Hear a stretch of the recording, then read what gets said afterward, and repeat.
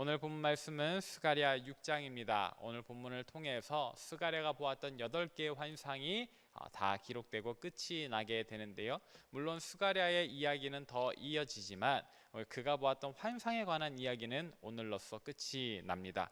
오늘 본문에 기록된 이 스가랴의 마지막 환상, 그가 본 마지막 환상의 대략적인 내용과 전개는 어떻게 되는가, 그리고 그 환상이 의미하는 바는 무엇인가, 그리고 이를 통해서 우리가 깨달아야 하는 영적인 교훈은 무엇일까? 우리가 이런 질문들을 가지고 오늘 말씀을 함께 살펴보고자 합니다.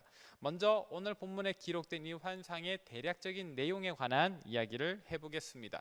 오늘 본문 말씀 1절에는 이 스가랴가 본 마지막 환상의 구체적인 어떤 장면을 언급하면서 이 환상을 열고 있는데요. 그 구체적인 장면이란 이런 겁니다. 스가랴가 눈을 들어 본즉, 육체적인 눈을 의미하는 게 아니지요. 이제 그 환상이 보여지는 영적인 눈입니다. 이 영적인 눈을 들어서 보니까 또다시 이제 환상이 보이는데 어떤 환상이 보여요? 4개의 병거가 두 산 사이에서 나온다. 그러니까 이 산이 마치 기둥 혹은 이렇게 대문같이 옆으로 쳐져 있는데, 양쪽으로 있는데, 이 산의 재질이 뭐라고 되어 있어요? 구리산이다. 구리로 되어 있었다라고 얘기를 하는 거예요. 사실 산이라고 하면 흙이 있고 그 위에 이제 나무가 나고, 그런 어떤 그 물리적인 산은 이렇게 토양과 또 이제 그 수풀로 이루문에서 스가랴가 보는 환상의 이 산은 구리로 되어 있다라고 하잖아요. 이게 어떤 의미일까? 여러 가지 생각해 볼 수 있겠지만은, 다만 이제 그 재질, 구리라고 하는 것과 이 산이라고 하는 것이 주는 그 느낌만을 우리가 살펴보면 좋겠습니다. 이 본문에서 구리라고 하는 것은 이제 그 강한 재질의, 우리가 일상 자연에서 얻을 수 있는 돌이라든지 바위라든지 이런 것과는 강도가 다른 무기를 제작할 때 쓰는 그런 금속이란 말이에요. 그런 것이 산처럼 둘러싸여 있고 쌓여 있고 이 양쪽으로 있다라고 하는 것은, 이것이 이제 엄청나게 강력한 힘을 상징하는 것입니다. 그러니까 이게 어떤 개선식 같은 거예요. 이렇게 구리가 산처럼 쌓여져 있다, 어떤 기둥이 세워져 있다라고 보고 이 사이에서 병거 4대가 나온다. 이거 어떤 전쟁에 나가는 출정식 같은 그런 이미지인 겁니다. 그런 출정식에서 이 병거의 위용이 얼마나 대단할까 살펴보니까 이어지는 2절부터 쭉 나오는 내용이, 이제 첫째 병거는 붉은색 말들이, 둘째 병거는 검은색 말들이, 셋째 병거는 흰 말들이, 넷째 병거는 어룽지고 건장한 말들이 메어져 있다. 그러니까 건장한 말들, 이 건장한 말, 색깔별로 짝지어진 건장한 말들이 이제 출정할 준비를 하고 있는 거예요. 그러니까 그 기세가 얼마나 대단하겠습니까? 이렇게 나가는 이 병거의 태도는 승리를 위하여 나아갈 준비를 마친 이미 개선의 용사와 같은 그런 모습인 거예요. 패잔병의 모습이 아니라 이제 사면으로 나가서 전쟁에 승리를 하고자 하는 그런 강인한 모습, 건강한 모습을 가지고 있다라고 하죠. 근데 특별히 이 내용이 무엇일까? 우리가 오늘 본문에서는 스가랴의 도움을 받을 수 있습니다. 어떻게요? 4절에 보니까 스가랴가 천사에게 물어봐요. 내 주여, 이것들이 무엇이니까? 그러니까 스가랴가 직접 도대체 내가 보고 있는 이 개선 행렬이 무엇이냐, 이 출정식의 의미가 무엇이냐, 이렇게 질문을 하는 겁니다. 그러니까 천사가 친히 아주 친절하게 설명을 해줘요. 이 병거들은 바람이다. 하나님 앞에 있는 바람이다. 그래서 땅 사면으로 불 거다. 이리로 저리로 두루 다닐 거다라고 이야기를 하죠. 참 이 행렬을 볼 때에 스가랴는 아주 신기하면서 호기심 가득 찬 눈으로, 또는 이 대단한 기세가 누구의 군대예요? 원수들의 군대예요? 우리 하나님의 군대예요. 우리 하나님의 군대다. 이것을 보고서 스가랴는 또다시 가슴이 벅차오를 겁니다. 여러분, 이전에 보았던 환상들의 의미들을 여러분 한번 기억해 보십시오. 하나님께서 심지어 예루살렘 성벽 필요 없다, 내가 불로 둘러싼 성벽이 되어줄 것이다 라고 말씀하실 때에 그것만 해도 얼마나 안정되는지 몰라요. 그죠? 어떤 원수의 공격도 다시 두려워할 필요가 없지 않습니까? 하나님께서 친히 지켜 보호하신다니까. 그런데 이제는 그냥 수비적인 하나님이 아니신 거예요. 어떤 하나님이세요? 전 세계로 뻗어나갈 병거를 준비하신 하나님. 그러니까 아주 적극적으로 세계를 두루 다니게 하시는, 자기 군대로 세계를 두루 다니게 하시는 그런 하나님의 모습을 지금 스가랴가 보고 있는 거잖아요. 야, 이제 하나님께서 이전에도 그랬겠지만 우리가 잠시 잊었던 우리 하나님의 그 어떤 능력, 우리가 바벨론 포로로 끌려갈 때 우리 하나님이 마르둑에게 졌나, 저 바벨론의 신들에게 졌나 의심했던 그 하나님의 그 모든 오해가 풀리는 장면이 여기 있는 겁니다. 우리 하나님은 수비적인 하나님이 아니신 거예요. 아주 적극적으로 온 세계 열방으로부터 영광 받으시는 하나님이신 것이 오늘 본문에 드러나고, 스가랴는 그 하나님이 다른 민족의 하나님이 아니라 나의 하나님, 우리 민족의 하나님이라는 것을 다시 한 번 더 확인하니까 오늘 환상을 보면서는 막 그냥 기쁜 정도가 아니라 경외심을 느꼈을 겁니다. 우리 하나님의 경외심, 우리 하나님의 군대의 대단한 그 위용을 보았던 거예요. 사실 이 환상의 모습은 우리가 성경 다른 데서도 언뜻 볼 수 있었습니다. 어디서 봅니까? 엘리사가 이렇게 다른 군대, 이민족의 군대에게 이렇게 어떤 체포당할, 끌려갈 위협에 닥쳤을 때 하나님께서 불말과 불병거로 엘리사가 있던 그 성읍을 감싸주고 계신 것을 이미 보잖아요. 그것을 볼 때에 그 사환이 막 두려워 떨다가 그 눈이 띄어져서 여호와의 불말과 불병거를 볼 때 막 편안하게 있잖아요. 자, 또 어디에서 우리가 이 장면을 기억할 수 있죠? 요한계시록 6장에 보니까 하나님께서 7인을 떼시는 장면, 그런 환상을 요한에게 보여주십니다. 그때에도 각각의 색깔을 가진 말들이 나올 때에 이 인봉이 하나씩 떼지잖아요. 그러니까 이것은 전 세계에 내리시는 하나님의 어떤 심판을 의미하는데, 그 심판의 장면에서도 여호와께서 부리시는 말과 기수들이 나오거든요. 그러니까 성경에서는요, 우리 하나님 어떤 권능, 우리 하나님의 힘, 우리 하나님의 세계를 다스리는 능력을 이야기할 때 꼭 이 당시의 군대의 모습, 여기에서 말하는 이 말과 그 탄 기수는 그 전차, 오늘날로 보면 뭐 탱크와 같은 그런 의미죠. 우리가 알잖아요. 성경에서 병거라고 할 때 그 강함이 얼마나 대단한지, 능히 병거 한 대가 보병 100명, 1000명을 죽일 수 있는 강력한 힘을 가지고 있다는 걸 이미 아는데, 오늘 스가랴가 그런 하나님의 능력을 보고 있으니까 그 마음의 든든함과 안심, 그뿐만 아니라 참으로 우리 하나님에 대한 경외심까지 다시 회복하게 되고 있다. 자, 그러면서 이어지는 환상의 내용은 무엇인가? 9절 말씀에 보니까 이런 이야기가 있어요. 여호와의 말씀이 내게 임하여 이르시되, 10절, 사로잡힌 자 가운데 바벨론에서부터 돌아온 헬데와 도비아와 여다야가 스바냐의 아들 요시야의 집에 들어갔나니 너는 이날에 그 집에 들어가서 그들에게 받되 라고 해요. 여기에서 우리에게 익숙하지 않은 몇 사람의 이름이 나옵니다. 헬데, 도비아, 여다야, 그리고 요시야. 이 요시야는 그 집의 주인이죠. 도대체 이들이 누구일까 궁금해할 수 있지만 여러분 굳이 의미를 두지 않으셔도 됩니다. 왜냐하면 이들은 성경의 다른 데서 나오지 않아요. 구체적인 설명이 없습니다. 그리고 사실 이게 실제로 존재하는 인물을 의미하는 것일까, 환상 중에 보는 것이기 때문에, 물론 스가랴가 아는 사람들이 그 환상에 투영되었을 수도 있지만은 실제로 이들이 이 한 사람의 집에 막 들어가서 뭔가를 스가랴에게 내주었다라기보다는 환상 중에 보는 거니까 이 인물들에 대한 궁금함은 내려놓아도 됩니다. 근데 다만 그들에게서 스가랴가 받아야 하는 것이 있다. 하나님께서 말씀하시잖아요. 너는 그날에 그들이 모여있는 집에 가서 무언가를 그들로부터 받으라라고 이야기를 하잖아요. 근데 무엇을 받느냐가 중요해요. 그리고 이것을 가지고 무엇을 해야 하는가가 중요합니다. 그것은 바로 11절에 나오는데 11절 우리가 함께 읽어보도록 하겠습니다. 시작. 은과 금을 받아 면류관을 만들어 여호사닥의 아들 대제사장 여호수아의 머리에 씌우고. 아멘. 뭘 받아요? 은과 금을 받아요. 그리고 그걸 가지고 뭘 만들라 그래요? 면류관을 만들어라. 그리고 이것을 가지고 어떻게 해요? 대제사장 여호수아의 머리에 씌워줘라. 여러분 생각해 보면 아직 이들에게는 왕이 없습니다. 사실 아직 왕을 세울 수 없지요. 포로에서 다시 고향으로 돌아오기는 했지만 아직 이들이 완전히 독립을 한 것이 아닙니다. 자기들만의 왕국을 세운 것이 아니에요. 여전히 이방 민족들의 견제 가운데 이 페르시아의 지배를 받고 있단 말이죠.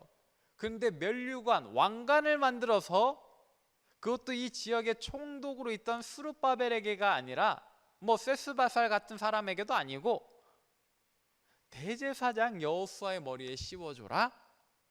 제사장은 왕이 아닙니다. 왕의 핏줄이 아니에요. 근데 왜 하나님께서 이런 명령을 주셨던 것일까요? 감히 반역이라고 할 수 있는 면류관을 만들어서 그것도 왕가의 후손이 아닌 대제사장의 머리 위에 씌워줘라. 중요한 것은 하나님께서 물리적인 육체적인 어떤 반역 독립을 꾀하라는 의미가 아니라는 것. 환상 중이잖아요. 이것이 뜻하는 영적인 교훈이 있다라는 겁니다. 그 영적인 교훈은 뭐예요? 우리가 이미 스가랴 3장에서 본문에 나오는 대제사장 여호수아가 갖는 의미를 살펴보았습니다. 그죠? 이 대제사장 여호수아는 한 개인을 의미하는 것이 아니라 그랬습니다. 뭐죠? 유대민족 전체를 의미하는 거예요. 마치 대제사장이 1년에 단 한 번 대속죄일에 민족 전체의 죄를 모아다가 대표로 지성소에 들어가는 것처럼 이 환상 가운데서 대제사장은 비록 한 명으로 표현되었으나 유대민족 전체를 나타내는 겁니다. 그러니까 이제 이 환상, 은과 금을 받아 면류관을 만들어 머리 위에 씌워져라, 대제사장의 머리 위에 씌워줘라 하는 것은 이 민족의 온전한 회복을 의미하는데 단순히 정치적인 독립을 의미하는 게 아니라 그랬어요. 어떤 물리적인 어떤 왕의 자리에 오르는 것이 아니라 그랬어요. 영적으로 하나님 나라 백성의 지위가 회복되는 겁니다. 왕 같은 제사장, 이 의미는 우리가 이미 베드로의 편지를 통해서 익숙하게 알고 있는데 그의 어떤 진짜 왕의 역할을 한다 그런 의미가 아니라는 거잖아요. 하나님 앞에 서는 존귀한 자의 지위가 회복되는 것. 그러니까 이 유대 민족의 그런 영적인 지위의 회복을 의미하는 것을 이 스가랴가 깨닫게 되는 거죠. 자, 그러면서 오늘 본문 말씀은 계속해서 앞으로 될 일들, 어떤 일이 이루어질 것인가를 이야기해 주는데 중요한 부분, 우리가 눈여겨보아야 하는 그 한 부분 12절입니다. 함께 읽습니다. 시작. 말하여 이르기를 만군의 여호와께서 이같이 말씀하시되 보라, 싹이라 이름하는 사람이 자기 곳에서 돋아나서 여호와의 전을 건축하리라. 아멘. 이게 오늘 말씀에서 제일 중요한 구절입니다. 제일 중요한 구절. 뭐라고 이야기를 해요? 보라, 싹이라 이름하는 사람이. 여기서 말하는 싹은 어떤 유대인들의 그 독특한 이름의 형태가 아닙니다. 우리가 흔히 말하는 새싹, 그러니까 막 돋아나는 그 풀잎의 어린잎을 의미하는 거예요. 그냥 그 싹이에요. 씨앗에서 5m 싹이 자란다 할 때 하나님께서 누군가를 지칭하시면서 이런 또 하나의 비유, 은유를 사용하신 거예요. 싹이라 이름하는 사람이 돋아날 거다. 그리고 그가 뭘 해요? 여호와의 전을 건축한다. 이제 궁금합니다. 이 싹은 누구일까요? 언제 돋아난다는 것일까요? 우리는 이와 비슷한 표현을 이사야의 예언에서 찾아볼 수 있습니다. 이사야가 그는 연한 순 같고 라고 이야기를 하면서 우리의 모든 질고를 담당하시는 분, 우리의 모든 슬픔과 아픔을 낫게 해주시는 분, 누구를 예고했습니까? 메시아를 예고했습니다. 메시아를 예고했어요. 우리가 이사야의 예언을 통해 그의 종의 노래를 통해 우리 주 예수 그리스도의 탄생을 많이 보았지 않습니까? 그러면서 그도 표현했던 그 연한 순 같고 그 겉으로는 아무 매력도 없는 비루하고 남루 하나, 그러나 하나님 보내서 우리의 모든 질고를 지고 우리 슬픔을 담당하실 메시아, 우리 주 예수 그리스도를 보았습니다. 오늘 본문을 통해 스가랴도 같은 예언을 하는 거예요. 언제일지는 모르지만 우리 민족 가운데 메시아가 나타난다. 그리고 그가 뭘 완공해요? 여호와의 성전을 완공한다. 이건 역시도 그냥 물리적인 성전의 의미가 아닌 겁니다. 그냥 물리적인 성전이라면 너무 여호와의 환상의 스케일이 작아져 버리는 거예요. 이제 성전은 자기들 손으로 지어도 되는 거예요. 여호와의 명령이 떨어졌고 이제 그들에게 둘러싸였던 모든 정치적인 모략이 벗겨지니까. 근데 뭐 싹이 날 때까지 기다릴 필요 없어요. 근데 굳이 여호와께서 이렇게 말씀하시는 것, 이 궁극적인 여호와의 성전, 곧 하나님 나라의 완성을 의미하는 거예요. 이를 위해서 대제사장의 머리 위에 뭘 씌워라? 면류관을 씌워라. 이게 오늘 본문에 나오는 환상의 내용입니다. 이렇게 보니까 오늘 본문의 내용이 조금 어려운 것처럼 느껴질 수 있지만, 그러나 그 속에 담긴 영적인 교훈은 쉬워요. 뭘까요? 은과 금을 받아 면류관을 만들어 대제사장 여호수아로 대표되는 민족 전체에게 씌워주는 그 면류관, 그 환상, 이것이 어떻게 가능한가? 무엇을 위하여 예비되는 일인가? 우리 구주의 도래로 완성되는 하나님 나라, 이것이 우리에게도 그대로 적용되는 겁니다. 어떻게요? 대제사장 여호수아의 머리 위에 면류관이 씌워짐으로 이 유대민족 전체에 그 면류관이 씌워진다라고 본다면, 참으로 우리 구주 예수 그리스도, 온 인류 모든 이들의 죄짐을 담당하신 그분을 통해 우리의 머리 위에도 뭐가 씌워져요? 면류관이 씌워진다는 거예요. 그래서 우리가 아까 찬송했잖아요. 뭐라고요? 면류관 받으리 저 요단강 건너. 선한 싸움 다 싸우고 의의 면류관, 어디에서? 예루살렘 성에서 우리 머리 위에도 의의 면류관이 씌워질 거라는 거예요. 우리 머리 위에도 이 면류관이 예비되었다라는 거예요. 스가랴가 환상을 통해 대제사장 한 사람을 대표해서 모든 자기 민족이 다 면류관을 쓰게 될 것을 환상으로 보았던 것처럼, 오늘 우리에게도 동일한 역사가, 오늘 우리의 머리에도 그와 같은 면류관이 씌워질 거라는 것, 누구를 통해서 확증됩니까? 예수 그리스도를 통해서. 우리 주님 참으로 우리의 머리 위에 면류관을 씌워주신다. 사도 요한도 우리 주님으로부터 동일한 명령을 받습니다. 그는 한 교회, 소아시아의 7교회 중에 한 교회에게 편지를 하면서 어떤 내용을 담아야 했던가. 요한계시록 3장 11절인데요. 함께 읽습니다. 시작. 내가 속히 오리니 네가 가진 것을 굳게 잡아 아무도 내 면류관을 빼앗지 못하게 하라. 아멘. 우리 주님께서 요한을 통해 이 한 교회에게 편지를 했습니다. 그 편지의 내용 중 핵심은 이거예요. 내가 너에게로 속히 갈 텐데 그때까지 네가 가진 것을 굳게 붙잡아서 아무도 그것을 빼앗지 못하게 하라. 근데 그게 뭐예요? 면류관. 너희는 지금 면류관을 가지고 있어.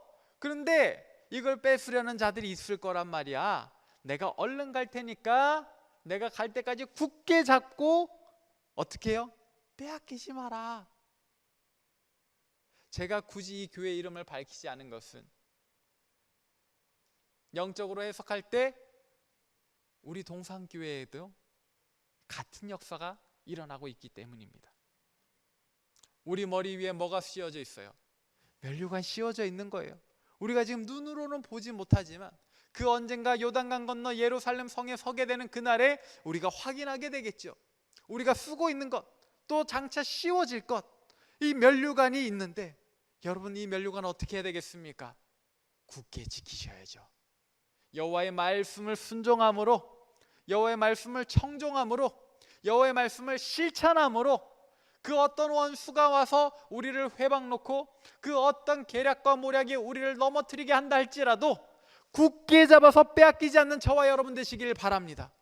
우리 주님 속히 오신다고 말씀하셨습니다.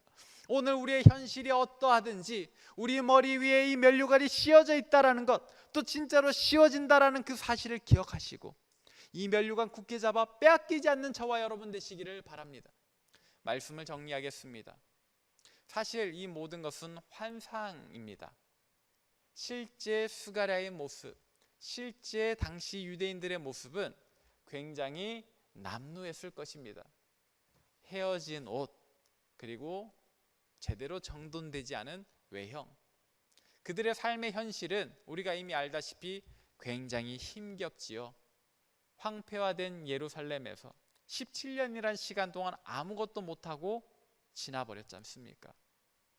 그러나 스가랴는 환상 가운데 확신을 합니다. 비록 우리의 현실은 남루하나 하나님 앞에 서는 우리는 존귀하구나. 비록 오늘 우리 머리 위에는 아무것도 없어 보이나 하나님 앞에 우리는 다 면류관 가진 자들이구나. 오늘 우리에게도 동일합니다. 오늘 우리가 살아가고 있는 현실의 자리가 어떠하든지 우리의 머리에는 면류관이 씌워져 있습니다. 우리가 비록 지금은 눈으로 보지 못하나 그 언젠가 선한 싸움 다 싸우고 예루살렘 성에 섰을 때 우리의 머리에 씌워져 있는 그것, 그 영광의 면류관을 우리도 보게 될 것입니다. 그것을 우리 눈으로 확인하는 날까지 이 면류관 굳게 붙잡고 여호와의 말씀을 실천함으로 굳게 붙잡고 빼앗기지 않는 저와 여러분 되시기를 바랍니다. 잘 지키는 저와 여러분 되시길 바랍니다. 마지막 날 우리 함께 이 면류관 자랑하는 저와 여러분 되시기를 바랍니다. 기도하겠습니다. 살아계시고 역사하시는 아버지 하나님, 은혜를 감사합니다. 오늘 말씀을 통해 우리가 스가랴가 본 마지막 환상을 살펴보면서 당시에 남루하고 어려운 형편 속에서 아무 소망 없이 끊어져 있는 유대인들 머리 위에 비록 그들이 눈으로 확인할 수는 없으나 면류관 씌워져 있다라는 것, 그래서 그들에게 영원한 소망이 있다라는 것을 우리가 또 보았습니다. 하나님, 그리고 그 말씀 우리에게도 똑같이 적용되어 비록 오늘 우리가 살아가는 삶의 현실이 애달프고 고달파도 우리 머리 위에 주님 씌워주신 면류관이 있음을 우리로 깨닫게 해주시고 정말로 그것을 우리의 눈으로 확인하는 그날 그 마지막 순간까지 우리가 주의 말씀 청종하고 실천함으로 그 면류관 굳게 잡아 누구에게도 빼앗지 않고 하나님 앞에 마지막 날에 우리가 함께 자랑케 하여 주옵소서. 주님, 참으로 우리가 이 말씀 오늘 하루 힘써 붙잡고 나아가겠습니다. 우리의 머리 위에 씌어진 면류관 그 자부심을 가지고 정말로 주님만 붙잡고 나아가는 주의 백성들 다 되게 하여 주옵소서. 감사를 드립니다. 사랑 많으신 우리 구주 예수 그리스도의 이름으로 기도합니다. 아멘.